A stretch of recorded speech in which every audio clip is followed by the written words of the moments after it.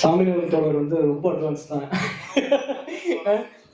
நெறியாள்கையோட பணியும் சேர்த்து கிட்டத்தட்ட இந்த ஒரு வாரமா எங்களோட நைட் 1 மணி வரைக்கும் நாங்கள் இதுக்கான வேலை இருக்கும் போது எங்க கூட இருக்கிற தோழர் பார்த்தா சாமிநாதன் தோழர் தான் எங்களை ரொம்ப என்கரேஜ் பண்ணிட்டு இருக்காரு. சரி, இந்த நிகழ்ச்சி வழக்கமா திருவண்ணாமலையில இலக்கியம் சார்ந்து பல கூட்டங்களை இந்த மண் பார்த்துக்கிட்டே இருக்கு.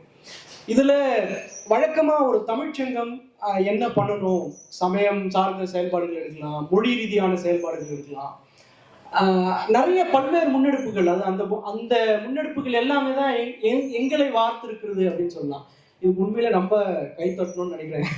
ஏன்னா நாங்க அதை பார்த்து தான் தொடர்ந்து இந்த திருவண்ணாமலை வீதிகளில் நடந்த ஒவ்வொரு இலக்கிய வடிவ ரீதியான நிகழ்வுகளை பார்த்து தான் நாங்களாம் வரோம்.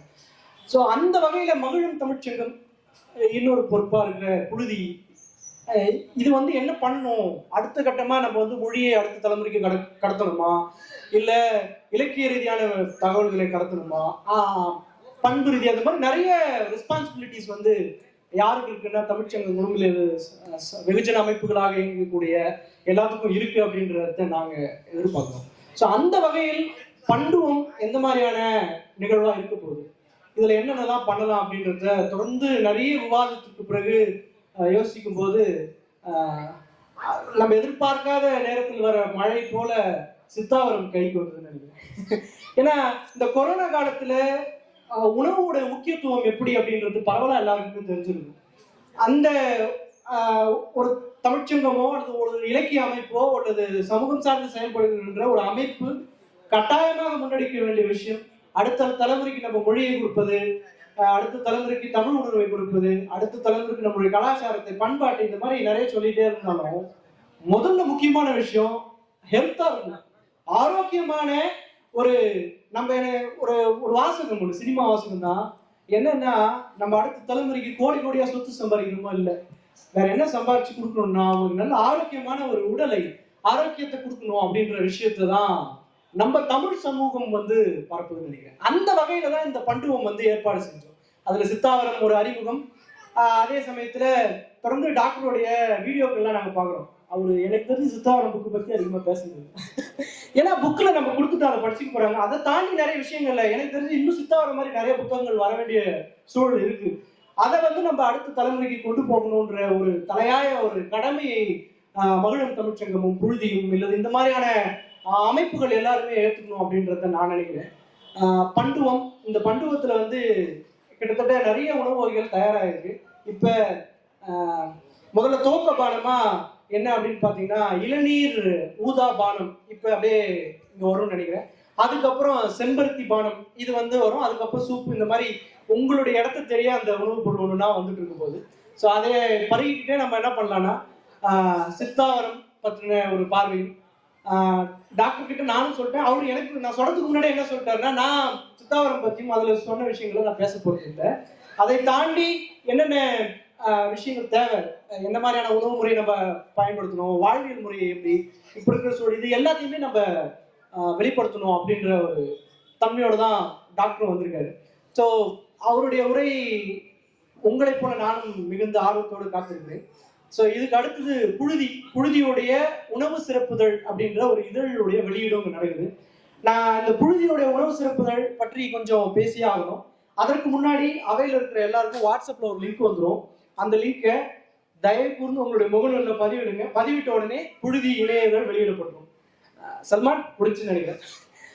என்னன்னா புழுதியுடைய 10 சிறப்புதழ் வந்திருக்கு, இது 11வது சிறப்புதழ். இந்த 11வது சிறப்புதழ் என்ன நம்ம முன்வைக்கிறோம் அப்படின்னா, முழுக்க உணவு சார்ந்த தகவல்கள், உணவு சார்ந்த கதைகள், உணவு சார்ந்த ஒரு புரிதலை ஏற்படுத்தக்கூடிய கட்டுரைகள்லாம் நாங்க அனௌன்ஸ் பண்ணி கலெக்ட் பண்ணும்போது அரௌண்ட் ஒரு 20 கட்டுரைகள் வந்திருக்கு, உலகம் ஃபுல்லா இருந்து வந்திருக்கு. அதுல தமிழ் மண்ணோட நிறைய யூனிக்கான ஃபுட்ஸ், அது உணவு பற்றின கட்டுரைகள் வந்திருக்கு, உணவு தயாரிப்பதை பத்தி. அதே மாதிரி இதுல என்னன்னா கட்டுரை கொடுத்ததுல 7 பேர் வந்து சித்த மருத்துவர்கள். இது எங்களுக்கு ரொம்ப விஷயமா இருக்கு. ஏன்னா சித்த மருத்துவர்கள் வந்து அவங்களுடைய மருத்துவ முறை எதுல இருந்து ஆரம்பிக்கணும், உணவுல இருந்து தான்.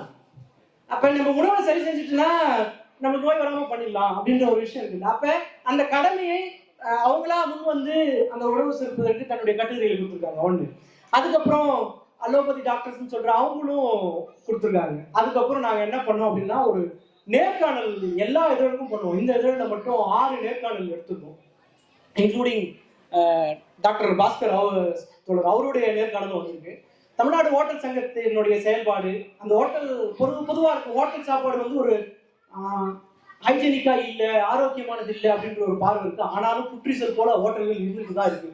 நம்மளை ஒரு மாதிரி ரிலாக்ஸ் ஆகிறதுக்கு ஹோட்டலில் போய் சாப்பிடணும். அப்போ வந்து ஹோட்டலுடைய செயல்பாடு, அந்த ஹோட்டலில் உணவுக்கான இது எல்லாத்தையுமே நம்ம விவாதிக்கணும் அப்படின்னு சொல்ற மாதிரி தமிழ்நாடு ஹோட்டல் சங்கத்துடைய மாநில தலைவர் அவரை ஒரு நேர்காணல் எடுத்துருக்கோம். அதுக்கப்புறம் தமிழ் மிக ரொம்ப பிரபலமான சுளுந்தின்னு ஒரு நாவல் எழுதி தமிழ் பண்டுவத்தை மறுபடி தமிழ் சமூகத்துக்கு கொண்டு வந்து தொடர்ந்து சித்த மருத்துவம் தொடர்பாக, தமிழ் மருத்துவம் தொடர்பாக விவாதித்து வர எழுத்தாளர் முத்துநாக அவரோட ஒரு நேர்காணல் வச்சிருக்கோம். அதுக்கப்புறம் வந்து பாத்தீங்கன்னா மில்லட் மேஜிக்னு ஒரு நிறுவனம், அந்த நிறுவனத்துடைய இயக்குனர் அவங்க கிட்ட ஆதீஸ்வரி அப்படின்ற அவங்க கிட்ட ஒரு நேர்காணல்.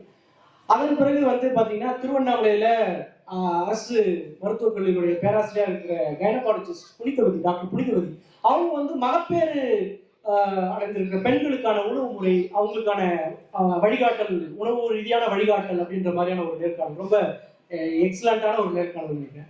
அதுக்கப்புறம் இப்ப ஒரு வழக்கு இருக்கு. என்னன்னா, ஒரு தெருவில் இருக்கிற எல்லா வீட்லையும் பாத்தீங்கன்னா ஒரு இன்ஜினியர் இருப்பாங்கன்ற மாதிரி வந்துருச்சு. இப்ப என்னன்னா, ஒரு ஊர்ல ஒரு தெருவில் ஒரு புற்றுநோய் வந்த நபர்னாச்சும் இருக்காங்க அப்படின்ற மாதிரி மாறி. அப்ப புற்றுநோய் நம்ம வந்து சினிமாக்கள்ல பார்த்துருக்கோம், ஹீரோவுக்கு வந்து ரொம்ப இதுவும் அவதி விட்டுருப்பாரு. ஆனா இப்ப நம்ம கூட இருக்கிற எல்லாருக்கும் யாரோ ஒரு நண்பர், நமக்கு தெரிந்த ஒருவர் வந்து புற்றுநோயால் அவதிப்பட்டு மறந்துருக்கலாம். அப்ப இப்ப புற்றுநோய் வந்து சர்வசாதாரணமா வருது. அதுக்கு மிகப்பெரிய காரணம் என்ன அப்படின்னு பாத்தீங்கன்னா, உணவு முறை, நம்மளுடைய வாழ்வியல் முறை ரொம்ப மாறி இருக்கு அப்படின்றது, அதுதான் பெரிய காரணமா இருக்கு. அதுல எக்ஸ்பர்டிஸா பாத்தீங்கன்னா டாக்டர் பாஸ்கர் அவருடைய பணி வந்து மகத்தானது உண்மையிலே. ஸோ அதுக்கு நம்ம வந்து உணவு முறையிலேருந்தே தயாராகணும் அப்படின்றது. எனக்கு அந்த புத்தகத்தை ஃபுல்லாக படிச்சுட்டேன். ஆனால் அவர் அந்த அரச மரத்தை, நம்ம சொல்லுவோம்ல அரச மரத்தை சுற்றுறது நல்லது அப்படின்னு, என்னப்பா ஏதோ சொல்கிறாங்க, இதெல்லாம் என்ன சும்மா நம்ம சொல்லுவோம்ல பூமரைக்கள் சொல்லாதீங்கன்னு சொல்லுவோம்ல. ஆனால் அரச மரத்துக்கு பின்னாடி அதை சுற்றுறதுனால ஆக்சிஜன், நம்ம சொல்லலாம் ஆக்சிஜன் கிடைக்கும். அது அந்த ஆக்சிஜன்ல என்னென்ன மாதிரியான வேதிப்பொருள் கிடைக்குது, அந்த வேதிப்பொருள் என்ன மாதிரியான டெஃபிஷியன்சியை நம்மளுக்குள்ள சால்வ் பண்ணுது அப்படின்ற ஒரு கிளியரான ஒரு சயின்டிபிக் எவிடன்ஸை முன் வச்சு அந்த கட்டுரைகள் ஆகுது. அப்படிங்கும் போது முன்னோர்கள் வந்து முட்டாள் இல்லை அப்படின்ற ஒரு விஷயம் நம்மளுக்கு ஆட்டோமேட்டிக்கா தெரிய வருது இல்லை. ஸோ அந்த மாதிரி முழுக்க எனக்கு தெரிஞ்சு இந்த உணவு திருவிழா நான் நண்பர்களோடு மகளிர் தமிழ்ச்சங்கமும் புழுதியும் இணைந்து இது பண்றதுக்கான பெரிய காரணம் நம்மளுடைய உணவில் ஒரு விழிப்புணர்வும், நம்மளுடைய வாழ்வில் தினசரி அந்த ஹேபிச்சுவல் ஒரு மாற்றமும் அல்லது ஒரு விழிப்புணர்வும் வரணும் அப்படின்ற ஒரு எண்ணம் தான். அந்த வகையில புற்றுநோயை தடுப்பதற்கான நிச்சயமா நிறைய வருது. இப்ப அதிகமா பாத்தீங்கன்னா அந்த பிரெஸ்ட் கேன்சர் அப்படின்றது பெண்களுக்கு அதிகமா வரும். ஸோ இதெல்லாம் நம்ம வந்து பெருசா மெடிசன்ஸ் எல்லாம் எடுத்துக்க தேவை. தொடர்ந்து நம்மளுடைய வாழ்வியல என்ன மாதிரியான உணவுகளை நம்ம எடுத்துக்கணும் அப்படின்ற ஒரு கைடன்ஸ், அது ரொம்ப முக்கியமா இருக்கு. ஸோ இப்ப புழுதியுடைய இந்த 20 கட்டுரைகள், 6 நேர்காணல்கள், இது எல்லாமே வருது. இது ஒன்னே ஒரு கட்டுரை முழுமையடைஞ்சு உங்களுக்கு ஒரு தகவலை கொடுத்துருக்கும், ஒரு ஸ்பாட் கிரியேட் பண்ணிடலாம். இல்லை அது முழுமையடையாம அந்த கட்டுரையை நீங்கள் முழுமையடைவதற்கான வாய்ப்பும் இது ஏற்படுத்திருக்கு. நம்ம அறியாம நம்மளுடைய உணவு முறைகளை நம்ம அப்படியே கடந்து போயிட்டு இருக்கோம்ல, அந்த மாதிரி இதுக்கு மேல நொறுங்க சாப்பிட்டா 100 ஆயுசு அப்படின்ற ஒரு வார்த்தை, அதே மாதிரி போன் பார்க்காம சாப்பிட்ற பழக்கம் இப்ப இருக்கிற தலைமுறைகிட்டே இல்லை. இந்த மாதிரி நிறைய விஷயங்கள் இருக்கு. உமிழ்நீரோடு இணைந்து சாப்பிட்றது, இந்த மாதிரி நிறைய தகவல்கள் இருக்கு. தகவல்ன்றது நம்ம அதை வாழ்வில் சின்னதா அதை நம்ம அப்ளை பண்ணணும் அப்படின்ற ஒரு தன்மையும் நம்ம விவாதிக்க வேண்டிய சூழல் இருக்கு. ஸோ அந்த வகையில் மகளிர் தமிழ்ச்சங்கமும் புழுதி இணையதழ் மற்றும் பதிப்பகம் இன்று முன்னெடுத்திருக்கிற பண்டுவம் நிகழ்வில் புழுதியின் 11வது சிறப்புதழான உணவு சிறப்புதழனை, இந்த உணவு சிறப்புதழனை தொகுத்து சிறப்பாசிரியா இருக்கிறது சதீஷ் அண்ணன், அவர் தான் இந்த உணவு சிறப்புதழை கொண்டு வந்திருக்காரு. ஸோ இப்போ அந்த இதழ் வெளியீட்டை இப்போது நிகழ்த்திருக்கிறோம். அப்படியே ஏற்றி ஒரு போட்டோ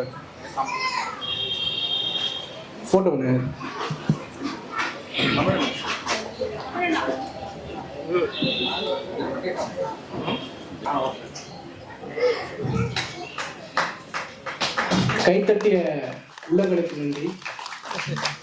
கைத்தட்டினால் கரைப்பட்ட கையின் கரைகள் கரைந்து விடும் என்பார்கள். நம் கைகள் கரைப்படாத கைகள், கைத்தட்டலாம். ஓகே, மீண்டும் ஒரு முறை மகளிர் தமிழ்ச்சங்கம் புழுதி இணையதழ் மற்றும் பதிப்பகத்தின் சார்பாக எழுத்தாளர்கள், சான்றோர்கள், ஆசிரியர் பெருந்தகைகள் என இங்கு வந்திருக்கும் அனைவரையும் வருக வருக